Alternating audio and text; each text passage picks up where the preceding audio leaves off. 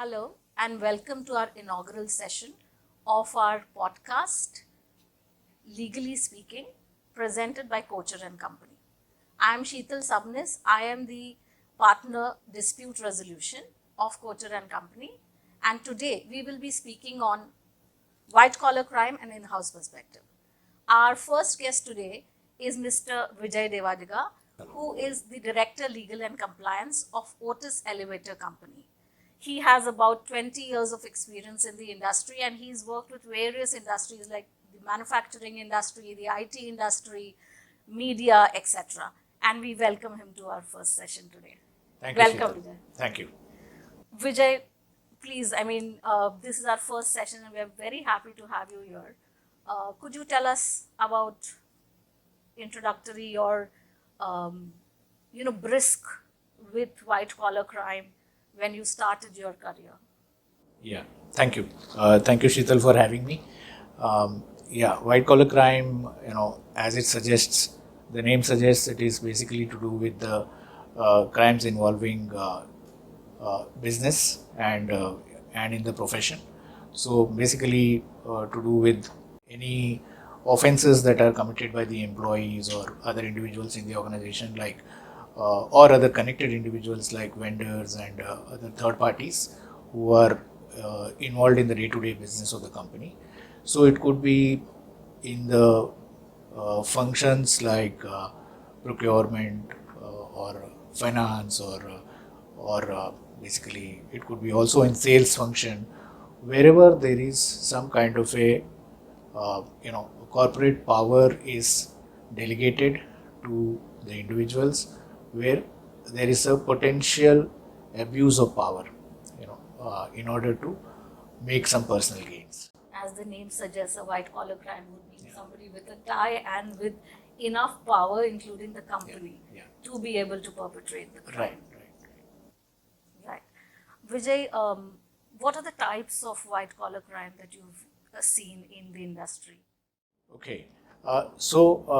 In my experience, mostly, most popular white collar crimes are in the area of, the procurement in the manufacturing industry or in any other company, wherever there is any kind of goods or services have to be procured. Any person with the influence over the third parties like vendors or suppliers will get into some kind of a favorable engagement, so that he can make a personal gain for himself in the course of dealing with the vendors. And in addition to that, there could be some some cases relating to incentives given by the company or any schemes that are in this in the sales function with the customers of the company. So these are the typical areas where there can be corporate white collar crimes. And in addition to that, there can be areas where the documents are forged or for the purpose of getting business or getting employment with the company. So these are the few examples. Like we all know, it's all about money, right? Though we know that that's the major motive, but what do you think could be the other motives in your view, possibly, and in your experience? What could be the motives for white collar crimes? I would say fundamentally the motive is to make some financial gain, and it actually stems from the value system of the individual to make a quick buck for himself, and also to sometimes it is to meet the business targets or to support some kind of aspirational lifestyle, which is generally not so easily available at the position in which he or she is functioning. And basically it is the lack of ethics with the in case of the individual who actually gets into this. And it can be also sometimes driven by the financial needs, like if there are heavy financial obligations faced by the individual. That can also lead to a scenario where he can an employee or an individual can get into or take to white collar crimes. So you are possibly, from the in-house perspective, of course, employees play a major role. So you, as the head and the compliance director, what are the measures that you take, or to ensure that white-collar crimes are prevented and frauds are not perpetrated in the company? Yeah, this is a very good question. In fact, white collar crimes, or I would say fraud, is one of the major risks in the current scenario the companies are facing. And you would see that there are so many instances of white collar crimes are reported across the media. So first of all, the fundamental thing is to set the culture right. So how do we do that? Is by having the company's value system adequately defined and publicized across the company, and the vision of the company in the area of doing the business in a most ethical manner should be the core message, which should be driven right from the top to the various leadership levels till the frontline members of the organization. So once this tone from the top is established, it has to be driven as a culture of the organization, and the adequate training should be imparted to the employees on the code of conduct of the company, and how the employee can deal in case of any kind of ethical dilemma, and what are the various recourses that are available. They should be publicized so that they can reach out in case of any kind of unusual transaction or behavior is detected by the employees, or any person for that matter in the company. They should be able to reach out to those channels so that it can be detected at a very early stage. And another way of dealing it is have communicating on a regular basis various um, requirements under the code of conduct, and and also the training, basically training to not only to the employees of the company but also to the employees of the third parties who are dealing with the company, so that they are aware that this is a company in which we are dealing with, is what are the value system of that company.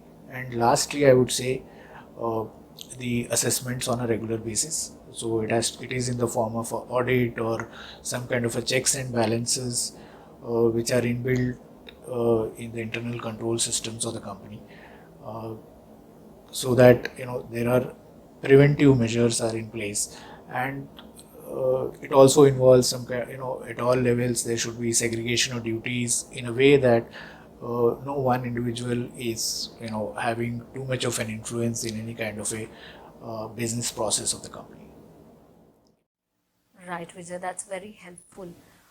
It does appear that charity begins at home.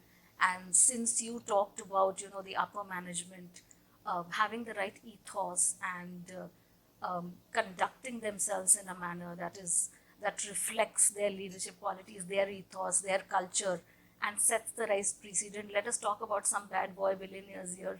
Yeah. We've seen a lot of white collar crimes in the last decade or so, and the most popular of which, as we know, not popular, I wouldn't use that word, but the most publicized of those would be, of course, Vijay Mallya and what has happened with his company. Then we've got the Satyam scam, we have the Sahara scam. So what has a corporate actually picked up from these kind of white collar crimes that have been largely publicized? And as we know, people have gone to jail, and they've been put into jail. There has been enormous loss to the company's reputational as well as in monetary loss. So what is the leaf that we have picked from there?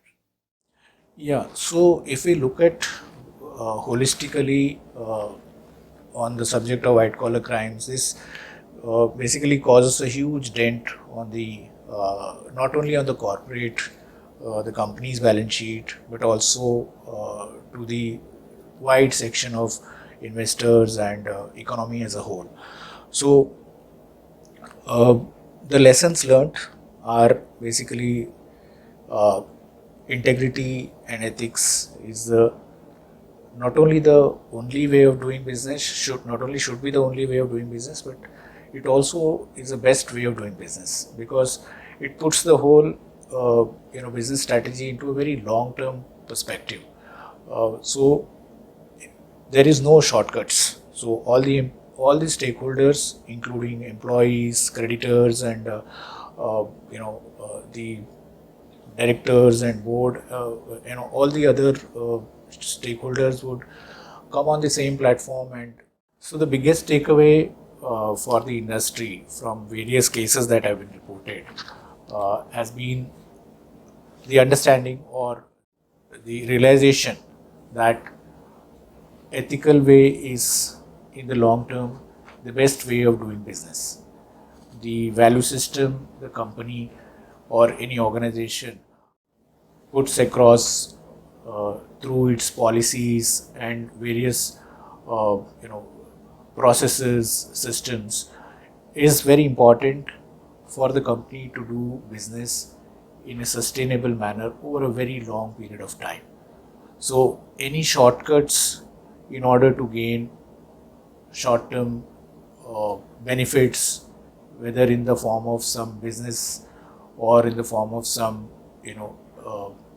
contracts or deals, and any compromises made uh, would in one way or the other have a dent on the company's ecosystem, its employees morale, and also in the eventuality will have an impact on companies working and on the uh, you know the shareholders and economy as a whole. So the biggest learning has been uh, to set up ethics and compliance systems as an integral part of company's business, not as a separate function to check the boxes of compliances, but to drive the business in a most uh, ethical manner. And at the same time, it should be the responsibility of not only the uh, you know ethics and compliance team or HR for that matter in many organizations. It should be the driver of ethics and compliance should be the business teams which are on the forefront, uh, you know, uh, in various transactions that company enters into with its customers, suppliers, and various government departments. So this is, in my view, is the biggest takeaway. Rightly so, I would think so. And I think legislature also has done a good job of arresting white collar crime, not arresting it completely, but putting in measures so that companies can abide by those measures and should be able to arrest fraud and white collar crimes. So could you just elaborate a little bit on how the legislature has helped you? Yes. So, in fact, lately the quite a few changes in the legislative environment has put uh, you know some of the preventive measures by way of reporting the issues of white collar crimes. Uh, if you look at the amendments to the Prevention of Corruption Act and uh, the other provisions in the form of black money prevention laws that were brought into force, and the provisions of PMLA has always been there to kind of Augment. augment it and prevent the occurrence. And lately the focus on the fraudulent transactions by under the Companies Act itself. I'm hinting at 447 of the Companies Act, which defines and provides a kind of framework to report and deal with the fraudulent transactions. And there are various other measures like setting up of serious fraud investigation office, and the various insider trading and other issues controlled and monitored by SEBI. So these are the few very good proactive legislative measures and regulatory measures taken by the government. And I would definitely say, add to this is that there are many technological platforms used by the stock exchanges and SEBI in order to monitor these transactions at a very early stage. So there is a kind of I would say complete discouragement, because there is no plausibility for taking up any of these transactions which could be not about the early arrest. It's a kind of early arrest. Correct. So it's completely so these are very welcome changes, and I would say that maybe the fraudsters have to go a little more technological more savvy, so to get into this. I think EOW has become our hero now, to be used or to be misused for the purposes of detection of white collar crime. How can I help? How can external counsel help? Oh yeah. So this the internal legal department partners with the external counsels. In my many times we had very good partnership in terms of investigation of any white collar offense reported within the company, and various investigative tools, and the external counsel comes with the expertise in the areas of I would say the interviewing, and also look into various evidence, and look into various accounting and other entries, and various important areas that helps the in-house legal team as well as the management to resolve or to come to the crux of the issue. And then and in the end the preventive measures are also can be worked with the external counsel, such that how do we take, what kind of steps are required to be taken to prevent the recurrence of any of those events. Right. So forensic audits, as we usually know, are used as a manner of investigating a white collar crime, fraud, etc.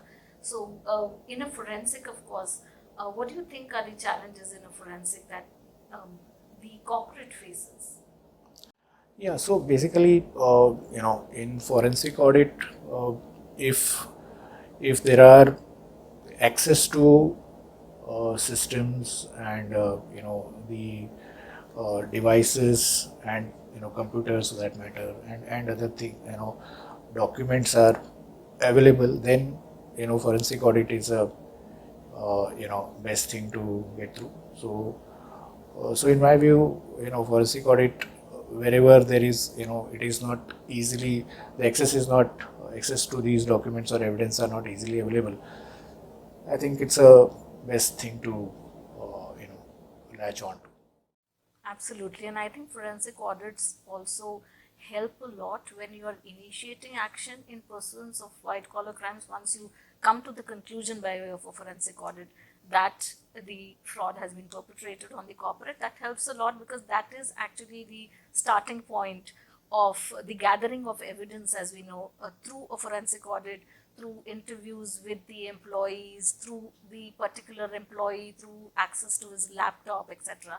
So that, of course, as an external counsel, it helps a lot. And fraud investigation today has become an essential part of corporate life. Could you give us some examples? I mean, where there has been trouble and where you've actually been able to resolve it? Yeah, so one thing I missed to mention is the fraud prevention policy is an important tool which the company, I believe many companies have already established it. So in that one can define as to what kind of tools, what kind of methods one can use to detect and investigate these instances of white collar crimes. Um, there were incidents I can briefly quote is that which involved looking into various incentive schemes which were misused. There were instances of credit period and advances from the customers. So these are some of the practices which were followed by the company in a haphazard manner, and there were no policy compliances in these decisions which are taken at the sales executive level. So they went unmonitored for some reasons, and that can lead to a situation where these are taken advantage of. So there are so numerous sales or any other transactions and line items in those records which are very difficult to track. Where exactly is an issue and where is the variance. So that is detected by using the forensic tools, and those variances, and they are related to a particular person, a particular time, in relation to a particular customer. Those patterns were identified, and that's where we were able to track down the actual root cause of the incident. So this was one of the incident I can quote at this point in time. Right. I think in a corporate, the whistleblower becomes a very important part of the investigation. And I think the whistleblower policies that we have now in house really help. So, what are the measures that a corporate can take to protect the whistleblowers? Because that seems to be one of the major deterrents for somebody to even report Yeah, yeah. a white collar crime. Right, right. So this was one of the very welcome change in the Companies Act 2013 has been introduction of a vigil mechanism for the directors and shareholders and the company and the employees of the company. And under this, the companies are required to put in place a system where any person can report in a confidential manner with complete anonymity, and have the confidence that his identity is not disclosed at the time of reporting an incident. So most important barrier for reporting any kind of a fraud or any kind of a white collar crime, uh, even though it is noticed by many, it is not reported, is because of the fear of retaliation. So that fear of retaliation can be done away with by way of very strong reporting policy, which is completely having zero tolerance to any kind of retaliation against any reporting. And in addition to that, the reporter should get complete confidence in the system that his name and identity will never be disclosed at any point in time during the investigation or after the investigation. And that kind of confidence only will in that the whistleblowers will have will be fearless to come forward and report. And I would say in most of the important, I would say including all the, I would say almost all the large, big ticket fraud cases have been reported by a whistleblower. And once it is reported, it is never known. It's actually in all the news you will find only a reporter or an employee or something like that, without any evidence it is shown. But we never know whether what is the sanctity and what is the kind of integrity of that confidentiality is something which will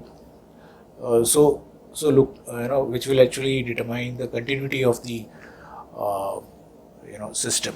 So as we can see that there are large cases are reported on an ongoing basis in these last few years, is evident for the evidence for the fact that it is working well.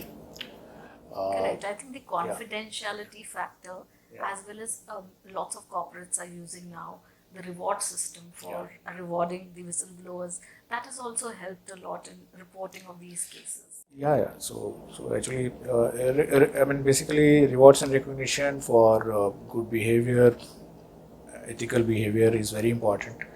And many a times you cannot reward the whistleblowers for the obvious reason that it is counterproductive. But at the same time, I would suggest that the company should have reward and recognition for ethical behavior in general.